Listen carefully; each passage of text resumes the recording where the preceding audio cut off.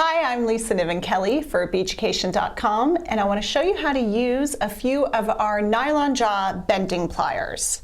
And one tip that you need to know when using these guys is your metal that you're going to be bending needs to be super soft. So if you're using something thick or something hard, why don't you go ahead and anneal it before you try to bend it with these, and then you'll be much more successful. The best feature of these nylon jaw bending pliers is their nylon jaws. Because they're nylon, they will not mar your metal, and you can see on each one of these, they've got a nice curve, and that curve in the plier is what's going to bend your metal. I've got here the bracelet bending plier and a piece of flat sterling wire that I want to start to shape with this plier into a bracelet shape. So you can start out at this end or the other end or right in the middle. We just need to hit the whole wire with the inside of these jaws. Let's start here. Watch as I squeeze, it bends. And I'm just going to take little bites at it and scoot on down. Let me get that end all the way around. You can see the shaping already start to happen. I'll continue.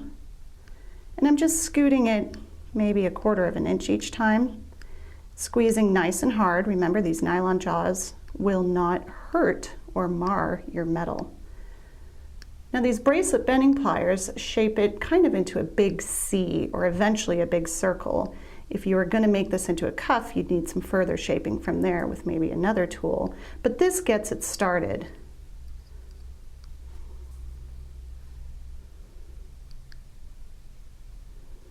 Get that last bit around. And this was a nice soft metal, so it shaped up really nicely for me. Now I'm working with the ring bending plier, and you can see on this plier it's just got a more drastic curve. Because of that drastic curve, you need to make sure that your metal is extra soft, so go ahead and anneal it if you need to. I've got here 12 gauge fine silver wire, and let's start to bend it into a ring shape. A nice squeeze there.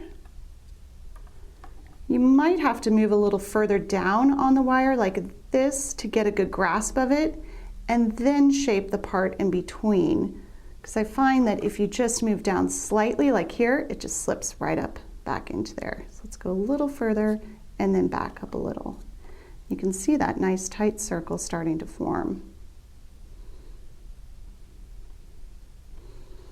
Just continue shaping until you have the size, or rather the shape that you want. Then you can cut it and work further on a ring mandrel to size it. A couple more tips I want to give you. I'm back here with the nylon jaw bracelet bending plier and still with the 12 gauge fine silver.